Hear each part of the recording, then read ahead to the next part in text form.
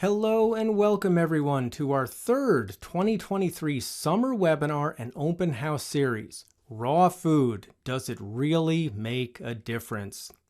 For those of you who don't know us yet, I'm Dr. Rick Dina and you'll be hearing from Dr. Karen Dina in a few minutes. We're both chiropractic physicians who have been on the whole food plant-based path, heavily fruit and vegetable oriented, for 35 or more years each, essentially all of our adult lives, and are board certified and licensed in the state of California. We have hosted raw food and plant-based summits for the past 8 years in a row, where we interviewed other successful, healthy, long-term raw vegan educators and plant-based doctors to share with you how you can be successful on this path over the long term as well. We're also the authors of the Raw Food Nutrition Handbook. And as you can see from the banners, we've had some different themes and titles for our summits over the years, but throughout them all, and for decades before that as well, our approach to diet and nutrition can be summed up by whole food, all plant, based on fruits and vegetables, and you can quote us on that. No matter where you are on this path, if heading in this direction sounds reasonable and desirable, or better yet, exciting to you, that is fantastic. From just getting started by adding more fruits and vegetables into your diet, to having been there yourself for many years and wanting further education and refinement. We are the developers and instructors of the year-long Mastering Raw Food Nutrition online and interactive plant-based curriculum that we're going into our 8th year teaching, and we're also the developers and instructors of the precursor to that course, the Science of Raw Food Nutrition series of classes that we taught for just about 10 years live in person. For those of you interested, we'll share more about our Mastering Raw Food Nutrition plant-based curriculum later on in this webinar. Before we continue, we want to make sure that we let you know that the information and opinions expressed by us in this webinar are not intended to be used as medical advice and should not be used to diagnose or treat any medical condition or as a substitute for individual health care. This webinar is presented with the understanding that we are not liable for misconception, misuse, or adverse effects resulting from its use. Any type of dietary change, nutritional therapy, or fasting should always be undertaken with the supervision of a qualified health care practitioner. And please note that watching this webinar does not establish a doctor-patient relationship between us and you. All of our webinars follow the same basic outline. We've got the introduction that we're just about at the end of now, and in the next section you will hear Dr. Karen and myself speak about our backgrounds. We've honed them down over the years, so what you'll hear here is quite succinct. In past years, we have expanded upon our backgrounds a bit more, and actually in our 2023 Raw Food and Plant-Based Summit, we actually interviewed ourselves and answered many of the same questions that we asked our summit speakers, including what motivated you to get started and what were some of our first steps. So in that, for those of you who watched or purchased the summit, you can see a lot more about our backgrounds there. So then after you know who you're hearing from, we give webinar-specific sample educational content. For a lot of you, that's just good, solid information to connect with to support you on a whole food, plant-based diet based on fruits and vegetables. And for some of you who are thinking about joining us with Mastering Raw Food Nutrition, it gives you an idea of how we teach and therefore what to expect in the educational videos in that course. For the last 15 or 20 minutes of each webinar, we cover the details of Mastering Raw Food Nutrition, what we cover in there, how it's delivered, what the benefits are, who it's appropriate for, etc. And if you're here with us live, there is a live question and answer session, but if you are watching the recording, we finish up at the end of section 5. Now that the introduction's complete, we'll move on to a few minutes of Dr. Karen's background. I found raw food at a time when I was experiencing notable fatigue for which there was apparently no answer. I was in college at the time and I was sleeping 10, 12, and sometimes even more hours per night, and still waking up non-refreshed. I saw 3 medical professionals, and after multiple lab tests and evaluations, I had a diagnosis: fatigue of unknown origin. They had a whole list of everything that I didn't have, but could not pinpoint the source of my fatigue. I asked every single one of them if my fatigue may have had anything to do with my college diet and lifestyle. They all emphatically said no. Things really started to change, however, when a friend gave me a copy of a book that discussed vegan diets and the connection between diet and health. I also learned about the connections between diet and the environment and the way animals are treated. And with all these compelling arguments, I was open to giving this approach a try, and I became vegan.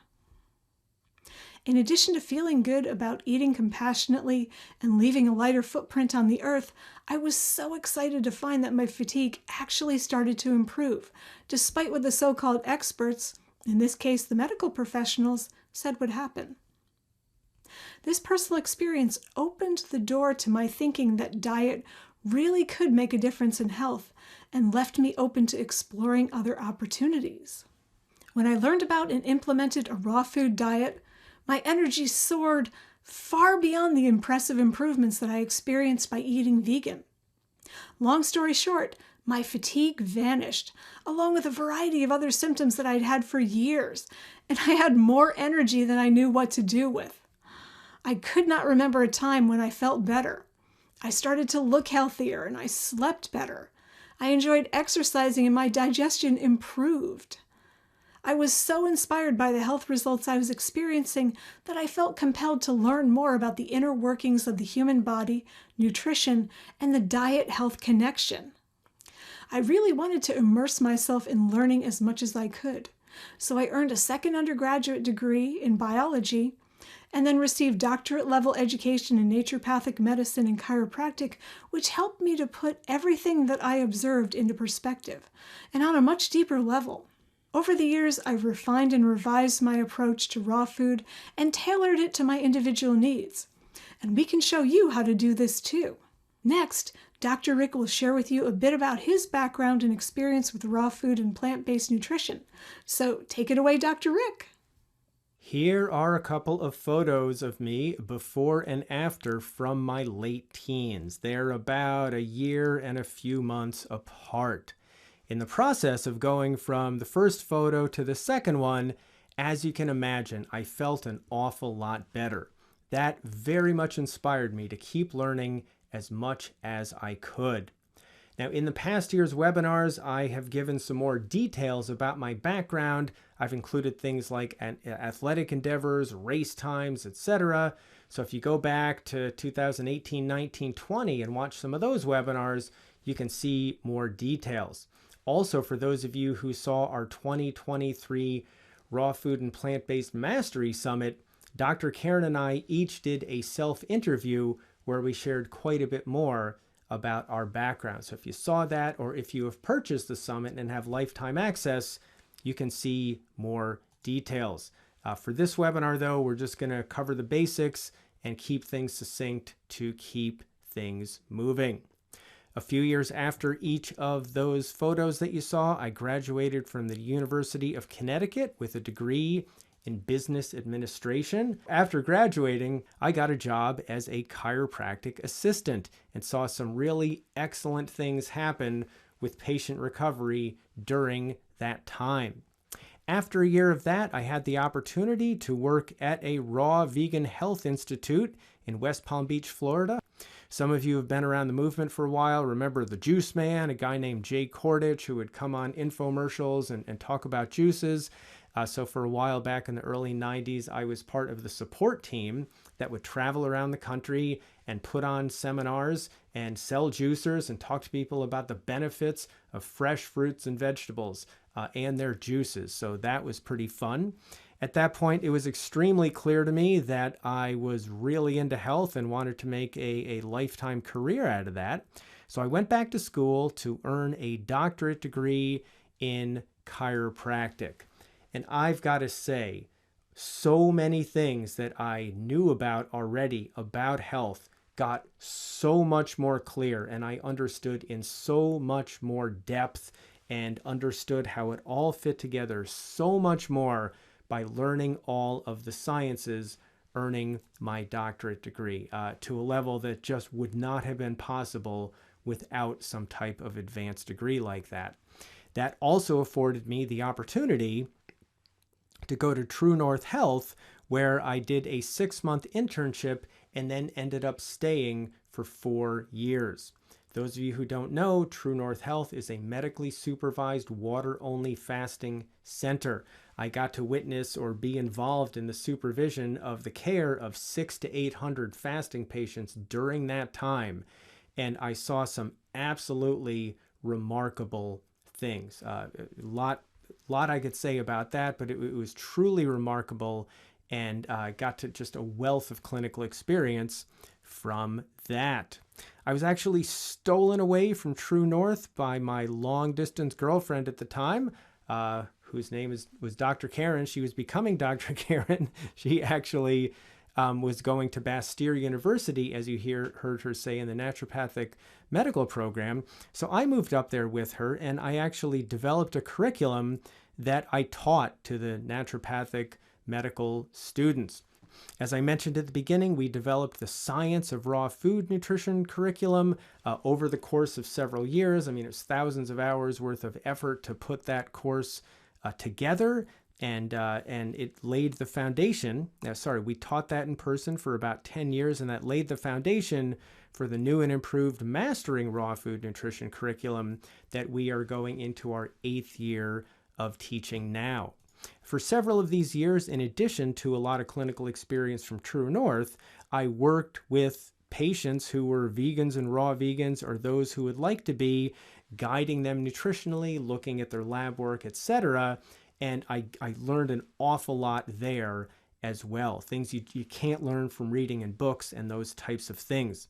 One of the nice things I like about that is a lot of my clinical experience working with patients was incorporated, and still is incorporated, into our Mastering Raw Food Nutrition curriculum, and a lot of the things we teach our students very much come in handy with our patients also, so the two of those very much work synergistically. Now that we've covered the introduction and you know a little bit more about who you'll be hearing from, let's move on to the educational topic for this webinar. The topic of this presentation is raw food. Does it really make a difference? In this presentation, we're going to look at 2 basic comparisons using similar analysis methods. First, we'll go from a conventional diet to an extra good whole food plant-based diet, and then we'll compare a starch-centered diet with some fruits and vegetables to a fruit and vegetables centered diet with some starches. To start with our first comparison, let's take a look at this general spectrum of health. Over on the left here, we have where most of the modern world lives. They eat conventional food and they get conventional health results.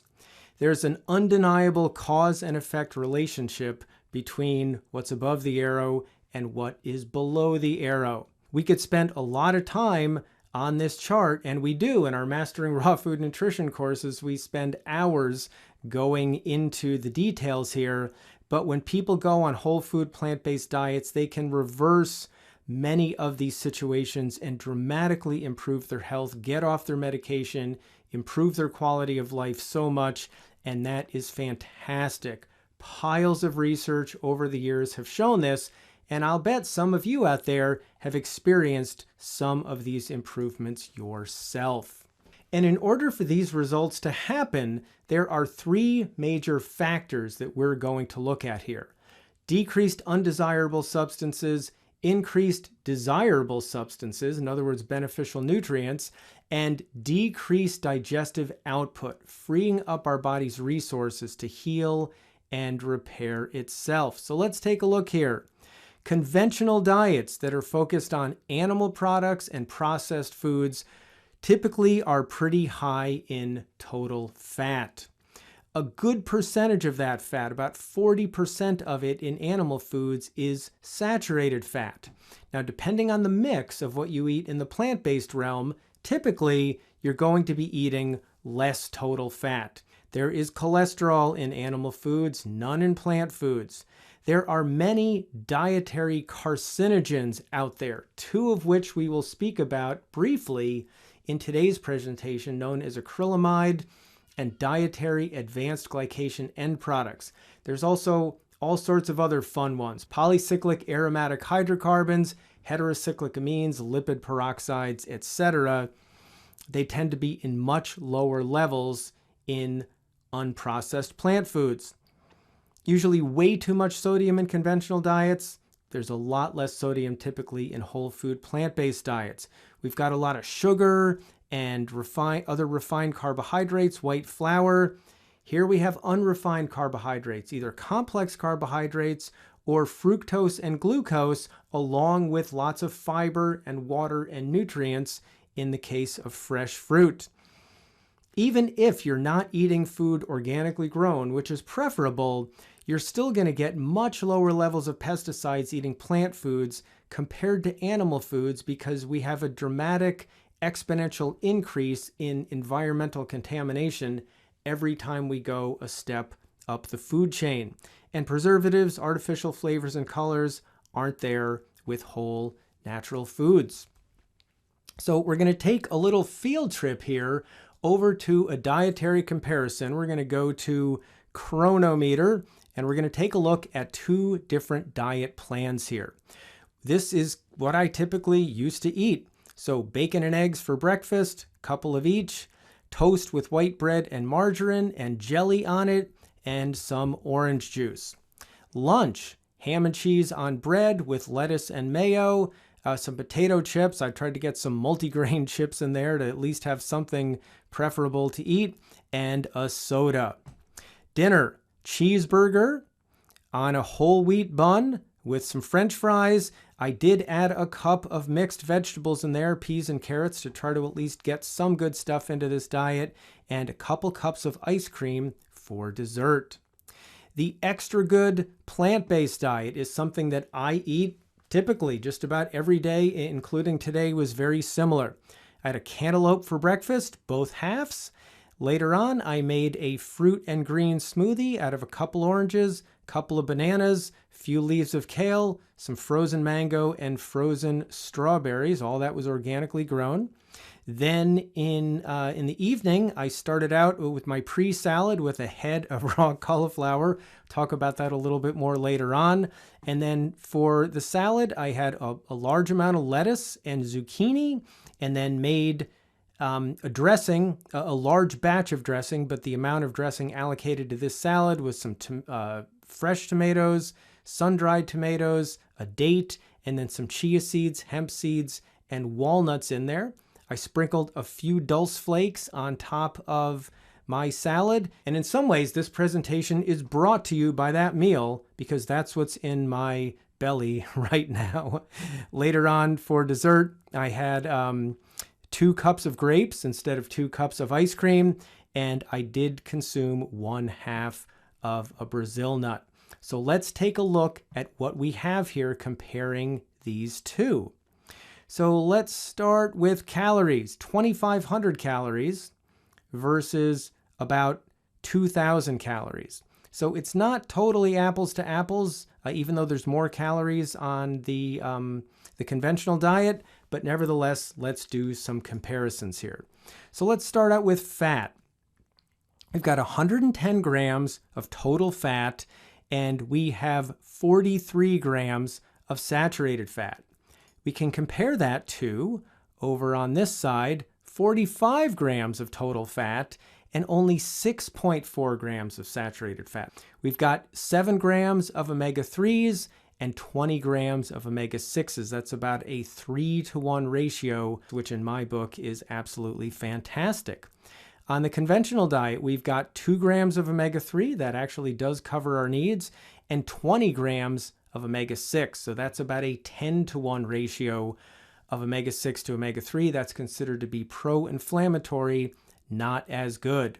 We have 2.2 grams of trans fats, very unhealthy, and 644 milligrams of cholesterol, whereas in my diet here, there are no trans fats and there is no cholesterol. B vitamins look good here, except B12 and except vitamin D. I got to get enough sunshine there, but you got to get those through supplementation. They claim here that the Maine Coast sea vegetables has a little bit of B12. I would not rely on that. Now, interestingly, one of the complaints about plant-based diets out there by the people on the paleo and the carnivore side of the equation, the anti-vegan folks, is they'll say that plant-based diets don't have enough choline. I actually did pretty well on choline. I exceeded the recommendations. One of the things I like about this program is when you put the cursor over the nutrient, you get a readout. Now, you will notice here up at the top that about half of my choline that day came from cauliflower. So without that, the rest of my food didn't add up quite enough for choline. But what's interesting here is the conventional diet was also very similar in choline, but if I could put the cursor over here, you will see half of that came from the 2 eggs. So similarly, if the 2 eggs were gone instead of my head of cauliflower being gone, the rest of the food did not make it for choline. So choline is not super abundant in animal foods either. Now, how did we do in folate here? 377 folate. My diet, by contrast, how did I do on folate? Almost 2,000. So a dramatic increase in folate. Vitamin A isn't actually vitamin A on an all-plant diet. It is beta-carotene and other things that convert to vitamin A. I came out to 4,700. How did the conventional diet do for vitamin A? That came out to 1,400, so a dramatic difference there. Vitamin C on the conventional diet, 84, versus my diet, I got almost 1,200. Again, a dramatic difference. Vitamin E, 10.6, was very similar on both diets. Don't forget there was a few more calories here, so vitamin E per calorie was pretty similar, but there was twice as much fat on the conventional diet. Vitamin E is a fat-soluble antioxidant that helps to protect fats from getting damaged by free radicals in the body. So essentially here, there was half as much vitamin E per gram of fat compared to my diet. And vitamin K, this is K1, and K1 and K2, there's a longer story. Dr. Karen's our resident expert on that. 77 micrograms of vitamin K on the conventional diet, whereas my extra good plant-based diet got over 1,000 micrograms of vitamin K. Calcium, look at this, nearly 1,000 milligrams of calcium. Look how much of that came from the lettuce, some from the oranges, from the cauliflower, the zucchini, the kale, and other foods as well. That's super fantastic. Iodine, I did well on iodine because I added a little bit of dulse flakes. Very solid on iron, very solid on magnesium, 800 milligrams. How did the conventional diet do with magnesium? 261. Potassium, let's look at potassium and sodium together. 3,000 for potassium, 3,700 for sodium on the conventional diet. I got, instead of 3,000 potassium, 12,000, 4 times more. And it wasn't just the bananas in there, cantaloupe, cauliflower, zucchini, lettuce, tomatoes, etc. Bananas are a little more than halfway down on the list. So 4 times the amount of potassium and about 20% of the sodium. Dramatically better sodium to potassium ratio here. That's going to help blood pressure and a lot of other things. I made it on selenium because of my half of a Brazil nut. You can see up at the top of the list. And just the various foods that I ate added up to plenty of zinc. Also, the conventional diet made it on zinc. Again, like we saw, way too much sodium. It made it on selenium also. So basically, we have seen that there are a lot more key, really important nutrients on the plant-based diet here, as well as, let's take a look. I forgot to notice fiber before. 20 grams of fiber on the conventional diet does not meet the recommendations, whereas my diet had 80 grams of fiber, so dramatically more, and it said I got 264% of the recommendations. So the bottom line here is there is some really major key nutrients that we see in the plant-based diet at much higher levels than the conventional diet: fiber, folate, vitamin C, vitamin E per amount of fat, vitamin K, magnesium, and potassium.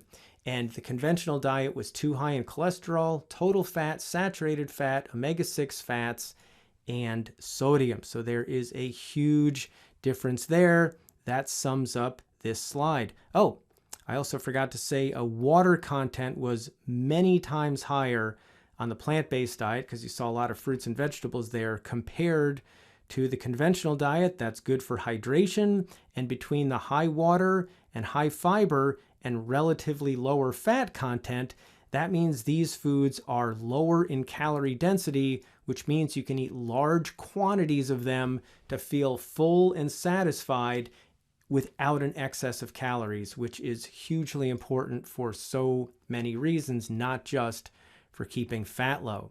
So far we've seen far fewer undesirable ingredients in the plant-based diet. We've seen a lot of increase in desirable nutrients.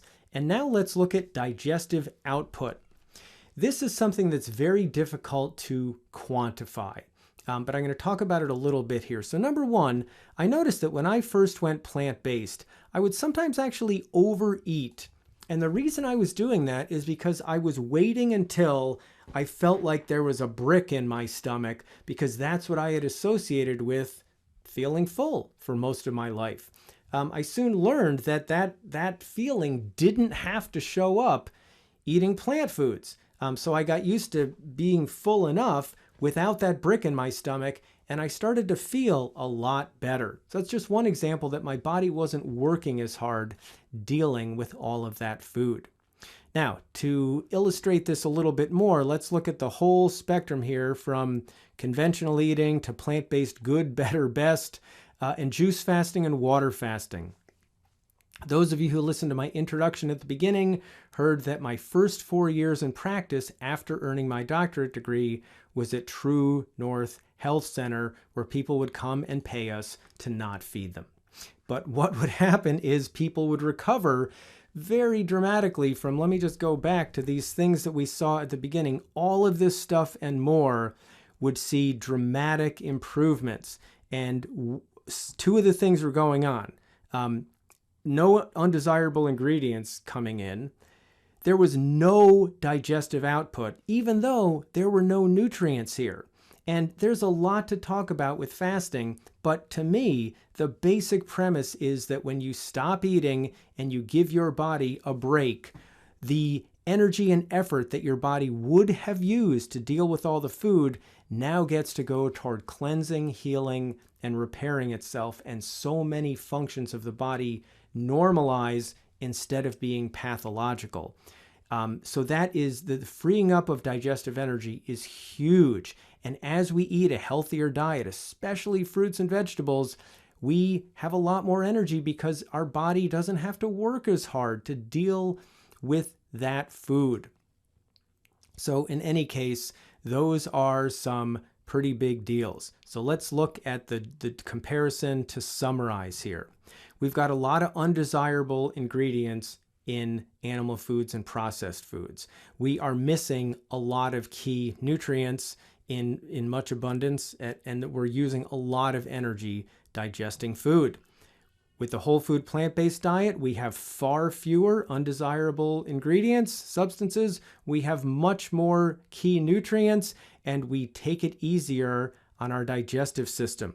Typically here, there's excess calories and excess body fat, and in addition to a lot of other things, excess body fat leads to insulin resistance, which raises our blood glucose levels, which cause glycation reactions that are very unhealthy for many things in our body that we're going to talk about coming up in a few minutes.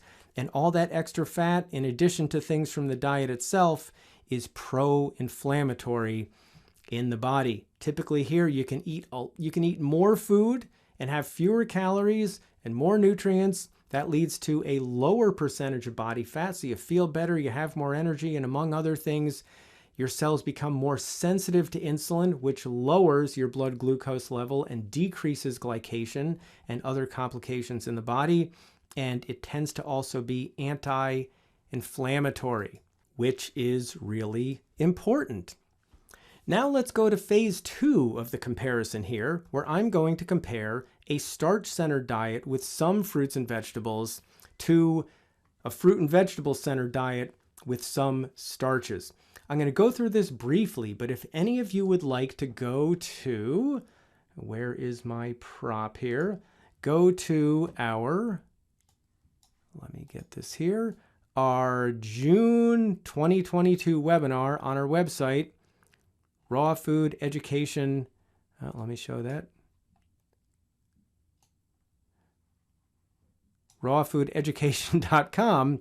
You can watch the extended version of this comparison. It's very thorough, and I think you will really enjoy it. But for now, we're going to go through this very briefly. So on our starch-centered diet, which is a really good diet where people get amazing results, reverse major diseases, get off their medication, lose weight, improve their brain function, live 20, 30 years extra long with increased quality of life. It's a good diet, but we can do even better. So this diet here, this diet plan for the day, we had oatmeal for breakfast with apples, raisins, cinnamon, and a tablespoon of ground flax meal. Lunch, we had some vegan burritos, 2 sprouted grain tortillas with brown rice, black beans, avocado, tomato, and zucchini. For dinner, we had 2 cups of broccoli. We had 1 cup each of quinoa and chickpeas. So we did a little makeover for this diet here. And what I did is for the morning, instead of oatmeal, I had a fruit and green smoothie, similar to what you saw previously, couple oranges, couple bananas, some frozen mango, and some kale. For lunch, what we did instead of the tortillas, we added a half a head of lettuce. And we also added 2 tomatoes here, 4 Roma tomatoes instead of 2. We also added some steamed vegetables, 3.5 cups of kale, carrot, and cauliflower. So now I'm going to put those steamed vegetables down on this line. And for dinner, we kept the 2 cups of broccoli, but instead of 1 cup each of quinoa and chickpeas, we cut those in half and had a half a cup. And in place of those, we added a decent sized salad, about half the size of what I typically eat in a night.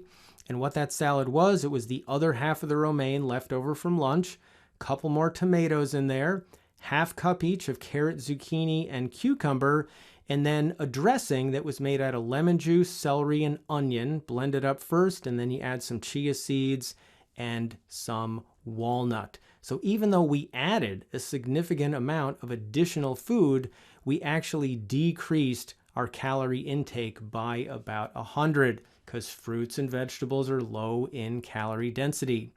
I specifically designed these diets so the macronutrient profiles came out virtually identical. So let's see what we had nutrient-wise. So what I did here, comparing the starch-centered diet with some fruits and vegetables to the fruit and vegetable-centered diet with some starches, is whichever diet had the most of something, I assigned that a value of 100. And then I showed the relative difference with the other diets. So we decreased the calories by about 100 here. That's reflected. We already had a good amount of fiber in the starch-based diet, but that increased on the fruit and vegetable diet. We got a 20-fold increase in beta-carotene. 20-fold increase in beta-carotene, and most of that came from the head of lettuce between lunch and dinner. Half of the beta-carotene came from the lettuce. If any of you would like to see a more extended version of thoughts about beta-carotene with cooked food versus raw food and overcome some myths that are perpetuated in the plant-based doctor community, you can go to our August 2017 webinar called Overcoming Seldom Discussed but Essential to Know raw food pitfalls, and the beta carotene section is from 14 minutes to the 27-minute point. So we have an incredible amount of educational material on our website. And let me go back to it. Oh, I was there before. Where is it? I said August 2017. So there it is, overcoming seldom discussed. So there it is, from the 14-minute point to the 17-minute point. We look at beta carotene, including lab values of Dr. Karen and myself. It is very compelling to see that information for any of you who want to get a little extra credit and go there. We more than tripled, or approximately tripled, our vitamin C. We almost doubled our vitamin E. We quadrupled our vitamin K, and we more than doubled our folate. Now I'm going to quote Dr. T. Colin Campbell of the China study here. He said that plasma antioxidant levels, especially vitamin C and beta carotene, are inversely associated with several cancers, meaning the higher levels of those, like we see here, the lower the incidence of cancer. So that's good to know if you're inclined to put more fruits and vegetables into your diet. So some other comparisons here. Even though we had the same percentage of calories from fat and a few fewer calories in the in the fruit and vegetable center diet, we almost doubled our omega-6 essential fat, and we tripled our omega-3 essential fat for a better omega-6 to omega-3 ratio. The starch center diet did okay thanks to the flax seeds that we added to the oatmeal. Without that, it would not have made it. And even if I did not add the chia seeds and walnuts to the fruit and vegetable center diet, just because of the greens and the other fruits and vegetables in the diet, we would have been sufficient in omega-3. So we get an improvement here. We more than double the calcium. We get a significant increase in magnesium. We increase sodium a bit, but we increase potassium even more for a better sodium to potassium ratio. We increase iron a little bit, and zinc was the same. So the take-home comparison of this is that fruits and vegetables, especially vegetables and especially leafy greens, are super nutrient dense, and including an abundance of them in your diet makes a lot of sense from a nutrition point of view and a how you feel good point of view. Now, these numbers here, some of these comparisons are quite dramatic. As it turns out, though, they're even more dramatic than is illustrated here. So now let's take a look at nutrient loss and cooking. Dr. Karen has a very extensive section, several sections on this in our Mastering Raw Food Nutrition curriculum. I'm borrowing just a couple of tidbits here to make a couple points. So we're going to start with my favorite vegetable, cauliflower. And different studies show different results. But what we do is we look for trends in the literature and, make everything fit into place. We don't take the one outlier and then utilize that. So one study showed after steaming cauliflower for 6 minutes, there was a 21% loss of vitamin C. Another study showed a 32% loss after steaming for 14 minutes. In terms of boiling cauliflower, 57% loss of vitamin C after boiling for 5, 42% loss of it after boiling 14. So again, these don't totally match up, but we got to report all the data and then look for trends. 37% loss of beta carotene after 6 minutes, and a 25% loss of folate after 8 minutes. Let's take a look at another fantastic vegetable, broccoli. Two studies found no change in vitamin C after steaming for 5 to 10 minutes or 5 minutes. Another study showed a 21% loss of vitamin C after steaming for 6 minutes, and no change in folate after steaming for 4.5 minutes. And by the way, we are not against steamed vegetables. They're super nutrient dense, fantastic foods. We would encourage you, unless you want to be all raw, which is great if you do it right, we'd encourage all of you to put a lot of steamed vegetables into your diet. Now, what about boiling? Significant lowering of vitamin C after 5 to 10 minutes.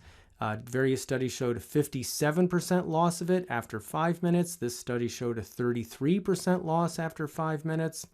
A 30% loss of beta-carotene after boiling for 6 minutes. 13% loss of carotenoids, that is the parent group that beta-carotene fits into, after 5 minutes. 25% loss of folate after 8 minutes.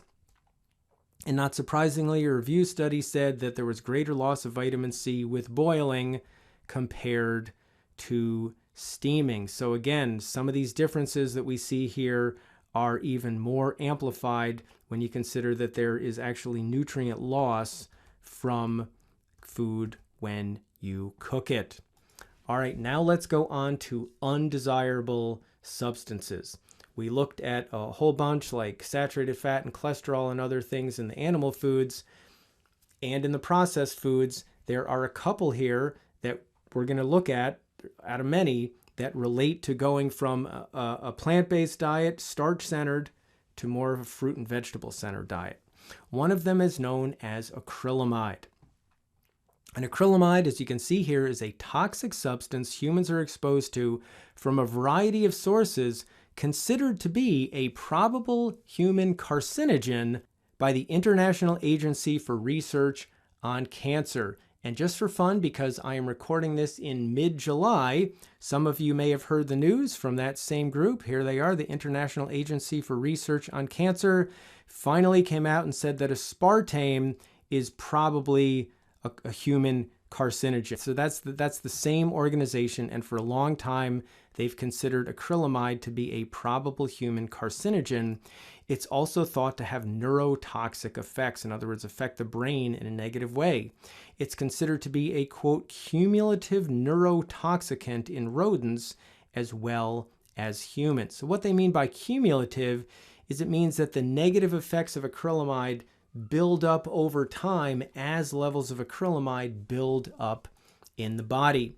One group from the UK that studies carcinogenicity of chemicals in food and consumer products and the environment said acrylamide exposure should be as low as reasonably practical, and I think that's very wise advice to follow.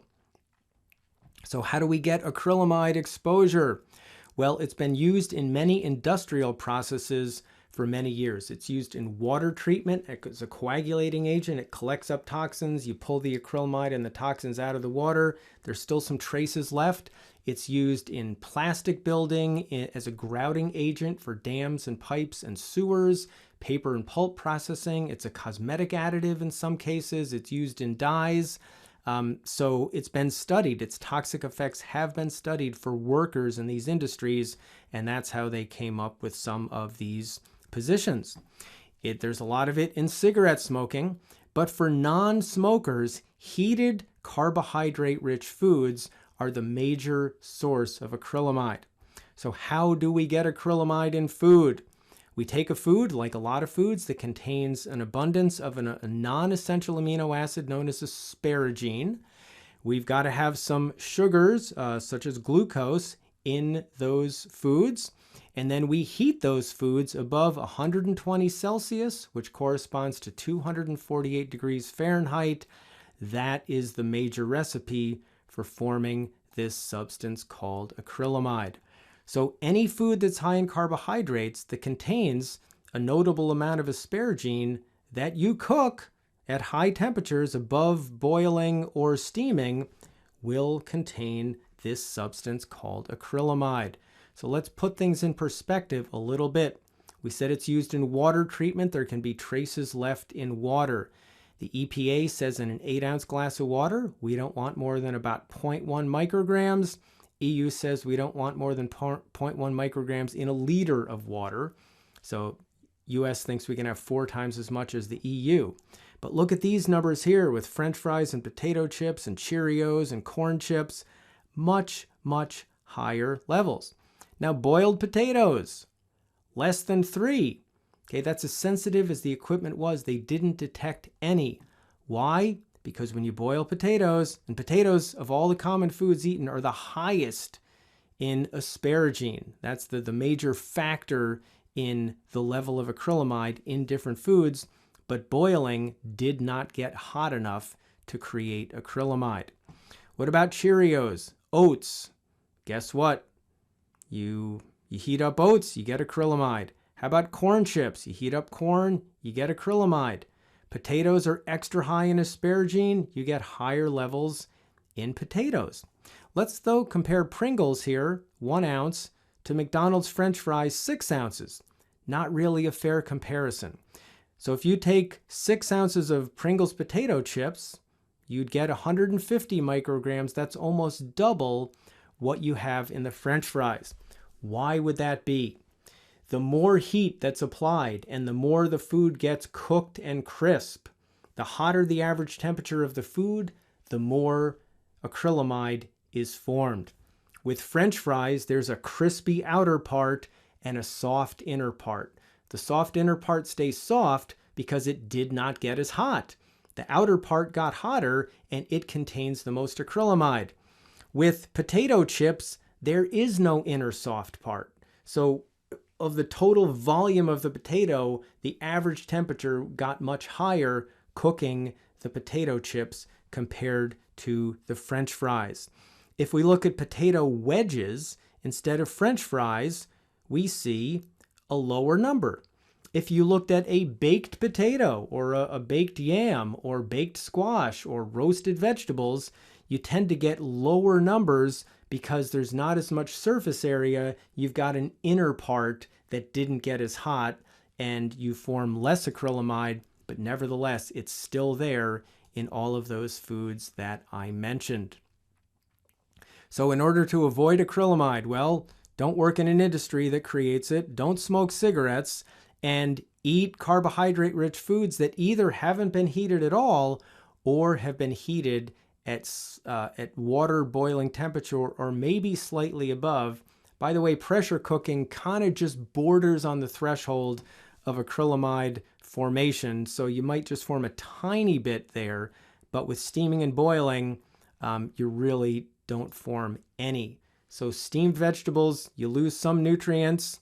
They're still very nutrient dense and you don't get this substance called acrylamide.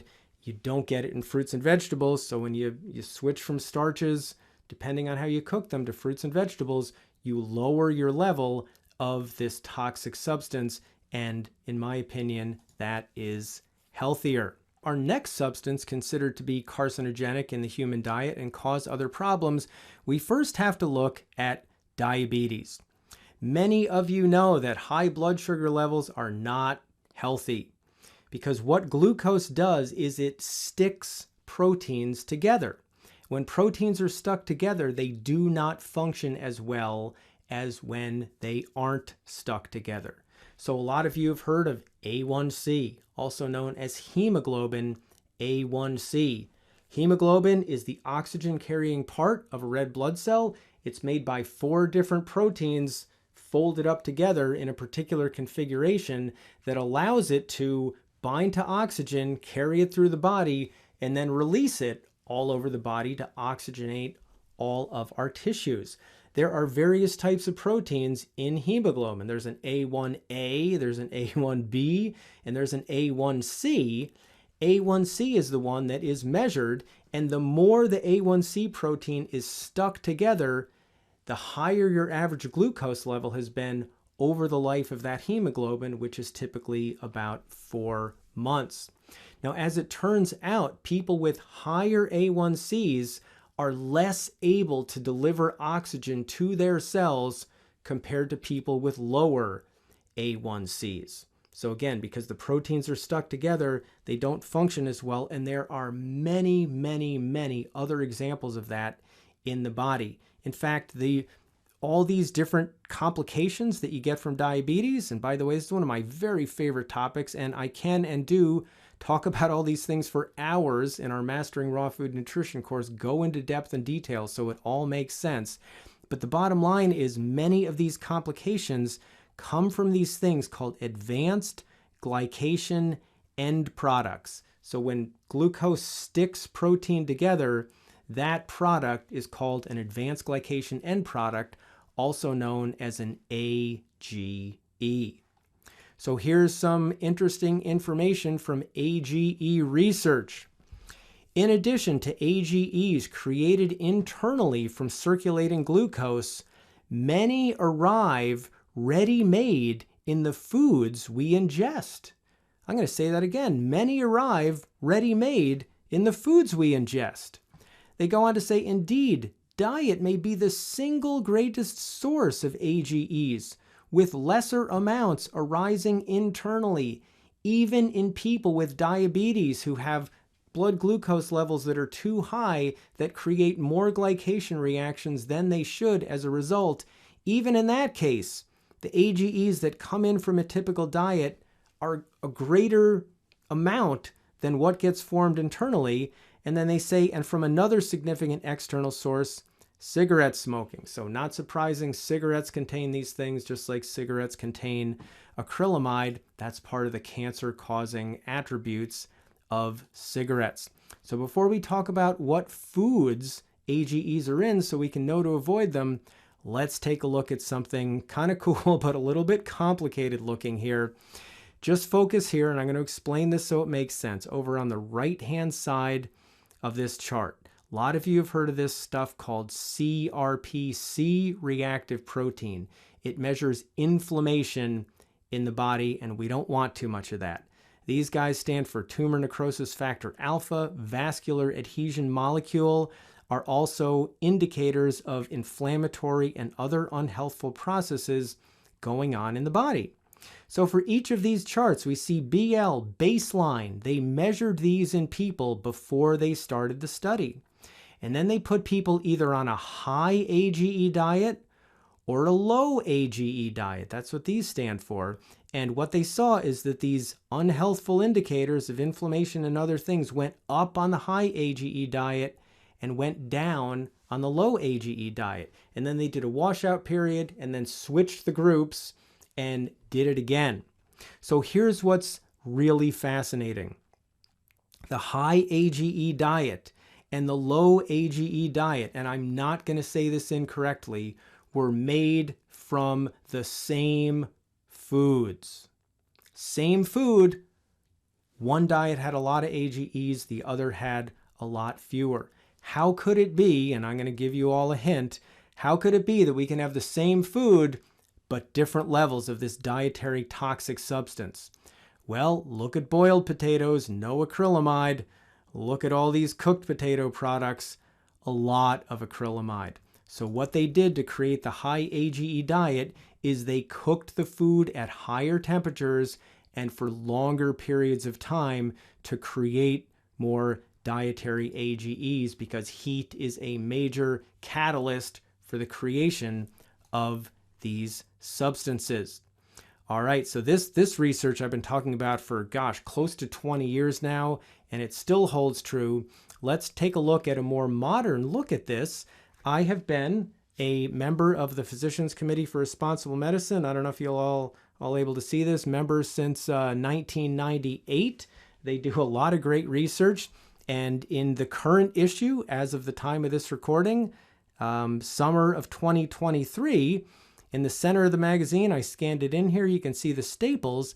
They have an article here called "A Vegan Diet Reduces Intake of Harmful Dietary Compounds." And it was an excerpt of a study they published in the peer-reviewed literature in March of 2023. So it's still fairly hot off of the press. I'm going to read two of these 4 paragraphs here. It says, a plant-based diet reduces the intake of harmful dietary compounds called advanced glycation end products by 73%. High amounts of AGEs circulating in the body cause inflammation and oxidative stress. That means damage from free radicals, which contribute to chronic diseases, including type 2 diabetes and cardiovascular disease.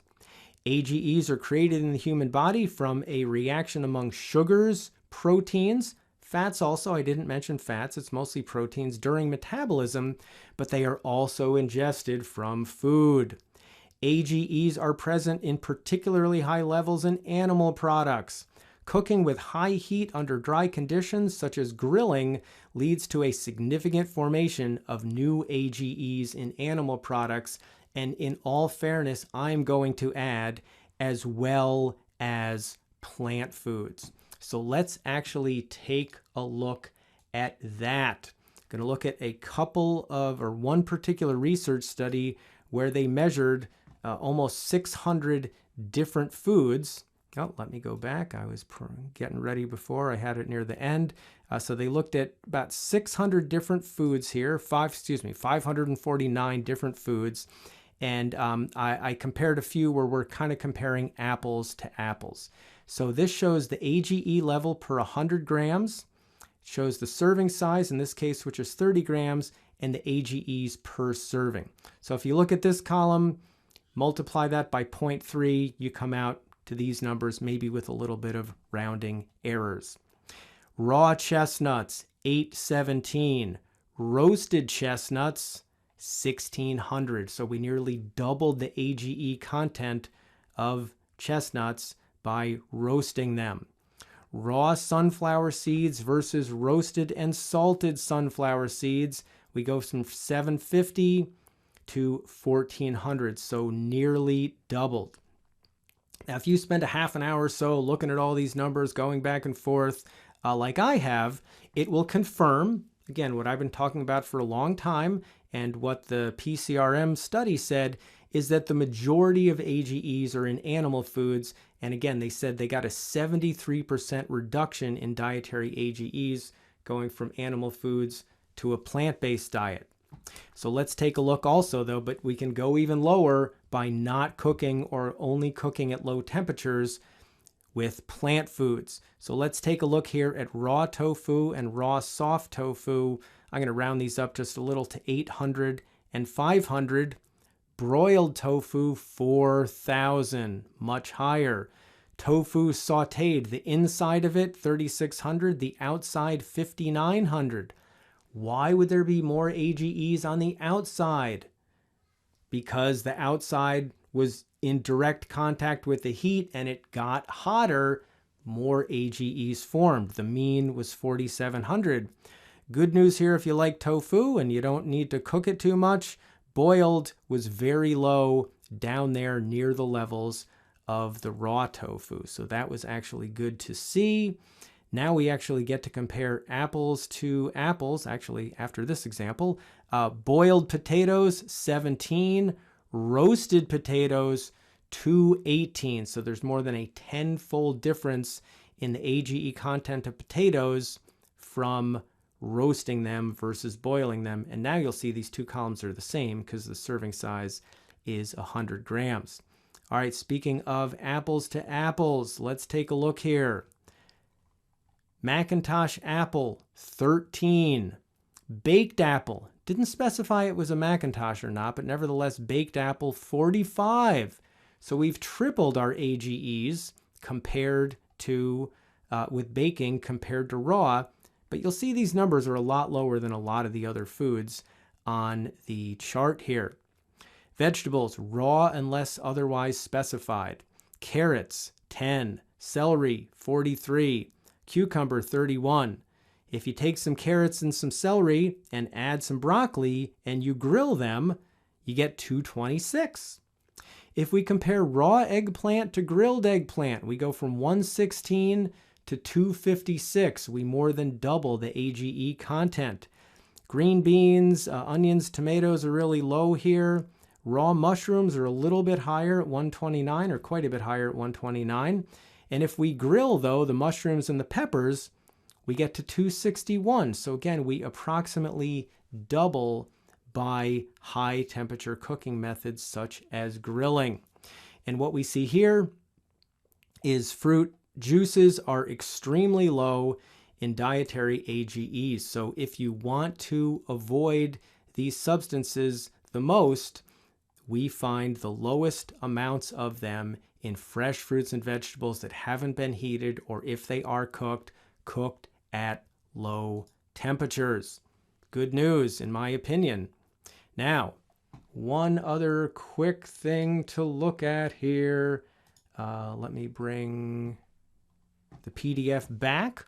We see a study here, recent study, 2021, says it's titled Novel Advances in Inhibiting Advanced Glycation End Product Formation Using Natural Compounds.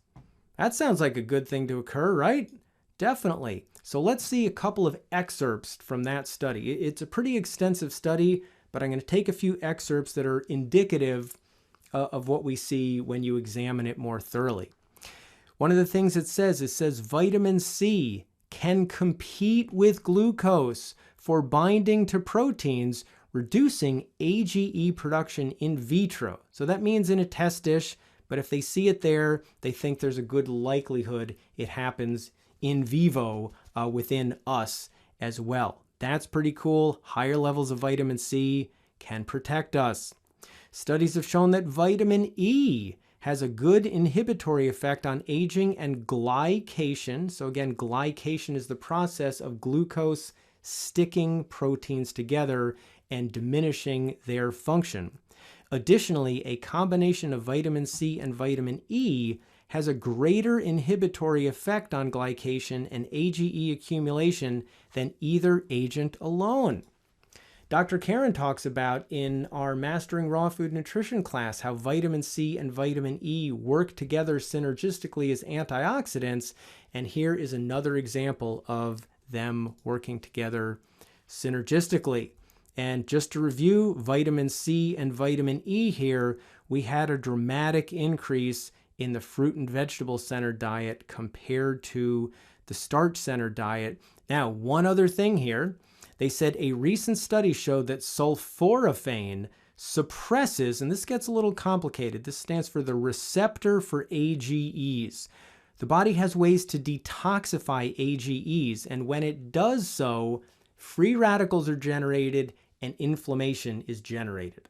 So what it says is sulforaphane suppresses the expression of these AGE receptors because of its antioxidant properties, and its inhibition of the AGE to receptor for AGE access may be a new therapeutic target for diabetes and to reduce AGE levels. So that is good news. Now, sulforaphane is the most well-known of a group of phytonutrients known as isothiocyanates. It is found in raw cruciferous vegetables, not cooked ones. So even if you steam your broccoli or cauliflower, you will deactivate a food enzyme known as myrosinase, which is involved in the process of making sulforaphane and its other isothiocyanate cousins, which have beneficial properties, reducing dietary AGE levels. So the good news is the same foods that are the lowest in dietary AGEs in the first place also help prevent their formation in the body. And by the way, if any of you are concerned about raw cruciferous vegetables, in July of 2014, I made a YouTube video, here is the thumbnail for it, where I discussed my consumption of those things. You saw in my diet earlier, I had a head of cauliflower. I eat, on average, 1 head of cauliflower raw every single day of my life, and I've been doing so for over 30 years. I also consume plenty of kale and collards and other raw cruciferous vegetables, and in that video I talked about how I've measured my thyroid function on many occasions. It always looks good, and I'm not suffering from hypothyroid conditions. So in exceedingly rare circumstances, you may want to avoid those foods, but it is the ultra exception. It's not the case in most people. It's a much bigger topic that I love talking about, but we'll have to move on for now.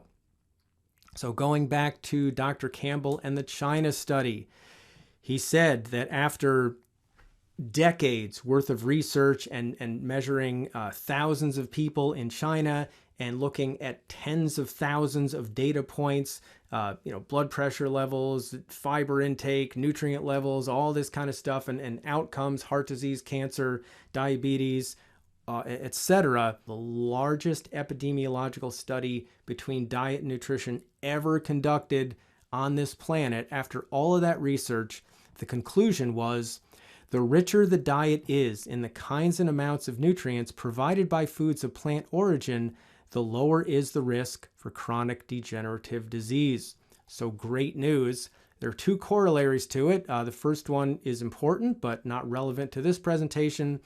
Corollary number 2 says the closer the foods of plant origin are to their native state, in other words, minimal cooking, salting, and processing, the greater will be their benefit.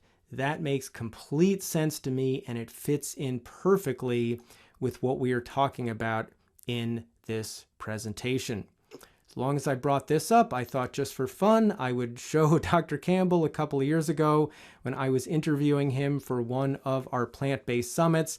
I've had the great fortune of getting to know Dr. Campbell a little bit over the years, starting when I was at True North, and he and his family were coming there. He had a major health recovery from fasting, which is fantastic to see. He was involved in helping Dr. Goldhammer publish research on fasting and the reduction of high blood pressure.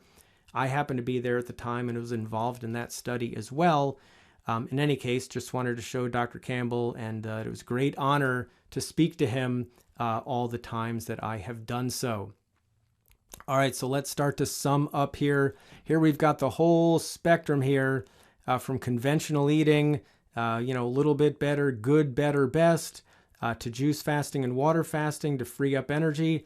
At some point here, there's sort of an invisible line where you can't be at a calorie deficit for extended periods of time. So you want to spend most of your time plant-based best. Now, I would say the diet we looked at before, the conventional one, was a little bit better. Wasn't the worst, but it wasn't the best. Plant-based good might be your plant-based, but there's a lot of processed and packaged foods in there. Plant-based better would be starch-centered with some fruits and vegetables like the one we saw earlier, and plant-based best would be like the first diet we saw that I would say I'm in the plant-based best category. Raw, lowest in the bad substances, highest in the good nutrients, and minimum digestive output. We would encourage all of you to be as far up on this spectrum as you can enjoy. It really makes a difference. So to summarize here, this is a really good diet, whole food plant-based diet. It is low in undesirable substances. It is high in desirable substances like nutrients, and you don't have to put out nearly as much digestive energy as you do compared to conventional foods. You are healthy. You recover from diabetes, hypertension, autoimmune disease, high cholesterol, low energy, cancer in some cases. You feel good, gives your life back. That is incredible. But over here, in the fruit and veggie-based diets, they're lowest in undesirable substances like AGEs and acrylamide and a bunch of other things. Highest into the desirable nutrients like we saw, vitamin C, vitamin E, folate, vitamin K, etc. And you need the least amount of energy to digest those foods. So therefore, you are super healthy, and you don't just feel good, you feel absolutely great. Many people that we have talked to over the years, ourselves included, our patients and our students, have told us that when they went from a plant-based diet that they thought was great, and we're not here to argue with them, and they tried a fruit and vegetable-based diet, they felt so much better. For those of you who would like to maximize your health output and your health expression, I would encourage you not to leave those health potential cards on the table. I would encourage you to pick those up and play your hand and get the absolute best out of your health. And you get some extra credit that way. Now, if you're still over here, that's okay. You're not wrong. If someone runs 5 miles a week, I'm not going to tell them they're wrong because they didn't run 50 miles a week and they're training for a marathon. 5 miles a week is going to be really beneficial. So I'm not making anybody wrong for being here, but I really am encouraging you to go here and really try it out. Try it for a month. Give yourself the opportunity. And I think you'll notice, like so many other people, that you really feel your best. In my opinion, you are all worth the effort. I thank you all very much for your time and attention, and I hope you learned a lot in this presentation. In this webinar, we covered a very small fraction of what we have to offer in terms of reliable, accurate, and empowering information about raw food and plant-based diets. For those of you wishing to continue your education with us, you may want to consider our Mastering Raw Food Nutrition 12-month online and interactive course. Our next group program begins on August 30th, 2023, and each year we begin in late August or early September, depending on how the calendar happens to work out for that year. I'll first go over some of the topics we cover and then explain how the course is delivered so you know exactly what to expect. So in years past, I've had all these different thumbnails come out of all the different topics, and it's actually taken me 6 or 8 minutes to list out what topics we cover in this course and a little explanation. This year, in the interest of time, I'm going to put these all out in bullet points on 4 different slides, and any of you who would like to see exactly what's covered, I would encourage you to just hit pause. If you're here with us live, you'll be getting an email to the replay of the webinar where you can hit pause, or if you're watching the recording, you can hit pause as well. The bottom line is we cover a huge array of topics, very in depth and very clearly, and we see how everything fits together. Students leave with an extreme confidence and understanding of how all of this fits and how to implement it into their lives. So before going on to how things are delivered, want to look at just what a few of our students in last year's class had to say when we sent out the survey near the end of the academic year. So Delyn from Alaska says, as a lifelong learner on a continuing need to educate myself, I came upon the Mastering Raw Food Nutrition program. I hadn't really thought about moving onto a raw food diet, but I was curious and needed to learn more about how this would fit my quest for a healthy body and mind. I was open to the journey. Now a year later, I am here. I am in. I'm so much more confident in my health decisions now that I've been armed with facts, studies, science, and truth about food. I'm much more educated nutritionally and can make wise food choices without confusion now. It's very liberating. The progress I have made in understanding the complex nature, chemistry, physiology, interactions, and functions of the raw food diet, along with fasting, this past year have taken me further than I could have expected. The material presented has altered my comprehension, thereby altering my lifestyle and life choices. The Mastering Raw Food Nutrition class taught by Drs. Rick and Karen is backed by scientific facts and has been a pleasure to study.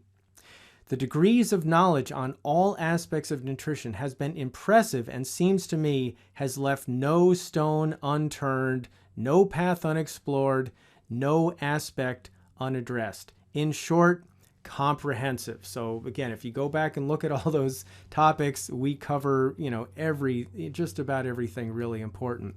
Delyn says, I'm so glad I dove into this class and will forever be grateful to be taught a path to follow with all confidence. An anonymous student said, this was the best course I have ever taken, and I've taken a lot of great courses in my life. It was like getting a master's degree in nutrition. The presentations were so good that I was learning complicated information with relative ease. Being able to ask questions and hear other students' excellent questions contributed greatly to my knowledge. Our guess is that this student did not want to offend the other teachers from the other great courses she has taken in her life. We actually saw her recently giving a testimonial for another course that she took, and she explained how great Mastering Raw Food Nutrition was, but then that was live, but then we noticed the next day that had been edited out. So in any case, when someone's taken a lot of courses and they like ours that much, it's always a true honor for us. Oh, and another thing I didn't say about Delin. Delin and her husband are lifelong educators.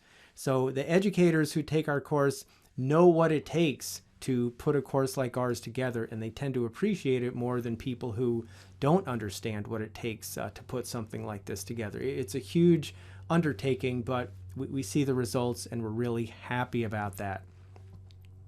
Last one before talking about how the class works, Roxy from Maryland says, as someone comparatively new to the raw food lifestyle, I felt mastering raw food nutrition would be the perfect deep dive into the well-researched, documented science supporting the benefits of eating raw or high raw, as well as various myths and information.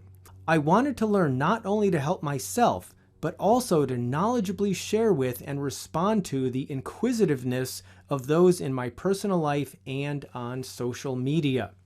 Already highly respected in the vegan community and beyond, Drs. Rick and Karen present a finely tuned course that truly leaves no stone unturned. So there that is again.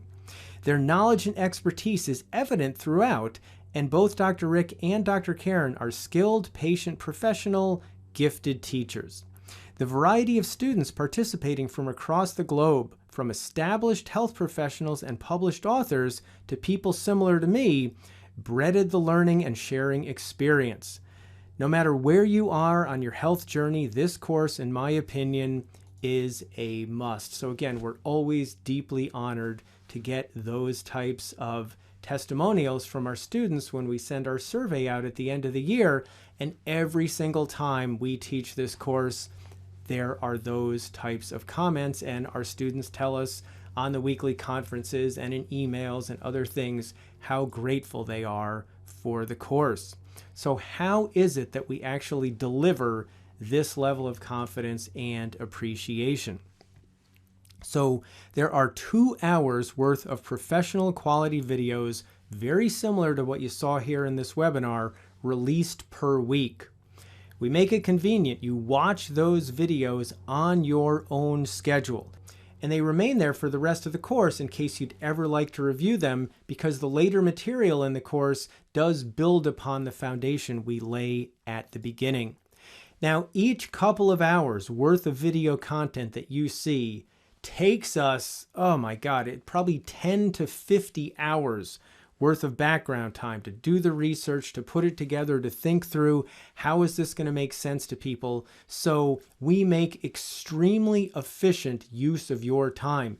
Instead of you going out there spending thousands of hours and years or potentially decades trying to figure this all out yourself and sorting through all the confusion out there on social media, we have done that work for you over many years and condensed things down into what's most important, and we make it understandable. So 2 hours worth of quality videos per week. We also offer the audio-only version of the videos. So for those of you who are maybe your phone's in an area where the reception's not good, or you don't want to use an excessive amount of mobile data, those audio files are a lot smaller than the video files. So those are there to take advantage of if you wish. To complement the videos, we offer 4 comprehensive notebooks that we physically mail to you throughout the year. With all 4 notebooks, there's actually over 900 pages worth of notes, and all the scientific references that we use to put the course together are listed in the back. These notes were a huge endeavor to put together. It's not just a transcript of what we said to take the easy way out. The charts, the graphs, we got things laid out in bullet points. 90+% of what you see and hear in the educational videos is there in the notebooks. That allows you to not have to be distracted by trying to write everything down that we say. You've got it in the notebooks, and you can really pay attention to the videos, so what you see and what you hear really sinks in. It's all about having you all understand what is going on so you can utilize this information to empower your life to be healthier. After the course is over, those notebooks are then lifetime reference material. Here are some pages, but it doesn't say proof or have a watermark on in the actual notebooks. There's some information about calorie density. There's some blood sugar curves in the glycemic index section of the course, vitamin D and calcium notes, and there's a few from where do you get your protein. Our students really, really appreciate the notebooks, and they tell us that when we send the surveys out at the end of the year. Also, to enhance the learning process, we have interactive quizzes each week that you access from the course outline. There are 5 questions, multiple choice. The course delivery system tells you which ones you got right or wrong, and then gives you an explanation of why things are right or wrong in order to enhance the learning process for some of the key points that we covered in those week's educational lessons. That's all really helpful, but we are there with you personally as well. We offer live video conferences every Tuesday except for the last Tuesday of the month. We offer those at 2 different times on Tuesdays. They're both designed to be question and answer sessions about the recent course content, but the 2 different times are strategically chosen so that most of our students will be able to attend at least one of those live. If you can come live, that is fantastic, but even if you can't, we've got it set up so you can submit questions in advance. It's really easy. And then on the live conferences, Dr. Karen and I answer the questions in advance and answer the live questions, and then we audio record each conference. So you can submit questions in advance, listen to the audio recording. You can also listen to the audio recording of any of the conferences that are not at a suitable time for you. So you can interact with us directly. And so many of our students tell us that being able to answer questions or ask questions, hear the answers, and hear from their fellow students is so helpful, just like our one student said in the testimonial we saw a few slides ago. We also have social and study groups private within the course. The study group is often for support in the conference topics. We'll post a link to an article or some resource somewhere else to help understand what's going on in the course. And in the social group, students get to know each other. It's kind of fun. You've got like-minded people in this group who are obviously very passionate and committed to plant-based and raw food nutrition. So bottom line here, 2 hours worth of professional videos per week, similar to what you see in this webinar, as well as the audio-only versions available, thoughtfully designed notebooks for each subject, weekly interactive quizzes, near-weekly live video conferences. We've got the social and study groups, and all of this is designed to give you the knowledge and confidence to keep on track so you can really, really get the most out of your diets and your lifestyle. So there the people are cheering because they are happy. For those of you who went back and looked at slide number 4 of all the topics that are covered, that covers a lot of our educator material. And a lot of our students are interested in going out and educating others. Not all, but some of them are. So because of that, we offer a certificate of accomplishment for students who pass 3 exams and submit a good quality final project. And about half of our students go through this process. So we print it out on nice paper. Dr. Karen and I both sign it, and we physically mail it to you, and it is suitable for framing. Again, most of our students just want to be able to answer questions for their friends, their family, their coworkers, but many of our students are educators and influencers and have clients and patients and other people who they want to be able to answer questions for and guide effectively. Couple of other quotes from recent students before we finish up. Julie from California says, "The information we learned is invaluable, enabling us to make better choices as to what to eat, how to get minerals that we need, the right kind of fats our cardiovascular system needs to stay healthy. I am so thankful for all the nutritional information presented." She also said, "Thank you for being you and presenting the class." That is very sweet. So Susanna is somebody who is well educated about nutrition already. She has a PhD, and she said, I followed the Mastering Raw Food Nutrition program to solidify my theoretical knowledge about raw food nutrition. This program is very well designed and offers reliable science-based information that is easy to follow and apply. The study load was manageable, and I did not feel stressed or under pressure. I loved listening to video lectures every week. This course offers significant flexibility, and Karen and Rick are excellent presenters. I recommend this course to everyone who wants to improve their health. And I remember when we got to this section in the course where we were talking about GMOs, genetically modified organisms, Susanna's PhD was in that area. So she actually gave a little presentation and shared with us and her fellow students some things about that. And we learned a lot. And as I was watching that, it was actually her final project. I thought, my gosh, she is really smart and really well educated. So it's truly an honor when people like her join us. Now, at the other end of the spectrum, you don't necessarily have to be a PhD in order to get the value out of the class. So for example, Christina from the Czech Republic said, before the course, I had zero knowledge on raw food nutrition, zero experience with other nutrition courses, and had concerns that mastering raw food nutrition is for professionals to rise their expertise. To my great joy, the course material was very digestible, the pace not too fast, educators and participants very friendly and supportive, and the gain from the study invaluable. Glad I dared to sign up, and we're very glad that Christina joined us for the class as well. I mentioned before that to get your certificate, 3 exams and a final project, Christina's final project was documenting how things worked eating-wise, nutritionally, when she and her family went with another family, her in-laws and her kids' cousins, on vacation around Europe to see all the old castles and everything. And she shared, what it was like eating healthy with another family that wasn't healthy and how that all worked out, etc. So that was another great social type of learning experience that our students get from each other. So to sum up here, what do we consistently hear over and over and over again year after year? Our students like the scientific accuracy and validity. It takes a long time to look this stuff up in the research and make sense out of it and put it into the real world. We think it's worth it.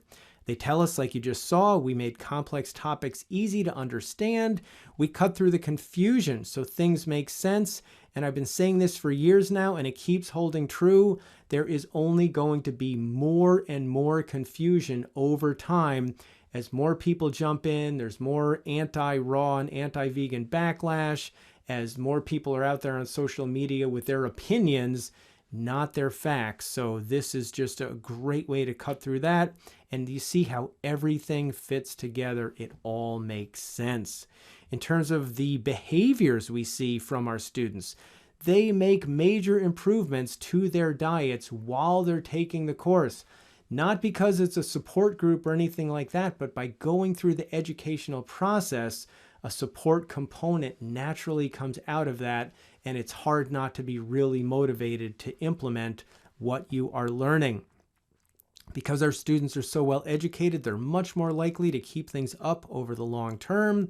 They find it much easier to speak to others about how to eat, and that gives them so much more confidence in their own diets, as well as feeling confident around other people, which is an important part of health, and we're really happy to impart that to our students. Many of our students, like I mentioned, are coaches, educators, etc. And actually about 10% of our students are fellow healthcare professionals, nurses, MDs, people with PhDs like you saw from Susanna, etc. So we really, really are honored to create this opportunity for all of you, and we hope you will all seriously consider taking advantage of that. We thank you so much for joining us today, and we hope you found this webinar very informative and useful. We have some more webinars coming up this summer, so please keep your eye on your email for our July and August webinars as well. And for those of you who are here with us live, we've now gotten through everything except the live question and answer session. So after a brief intermission, we will then be back to answer your questions about the class, about the topics that we talked about in this webinar, or about anything else related to plant-based or raw food nutrition that we can share with you.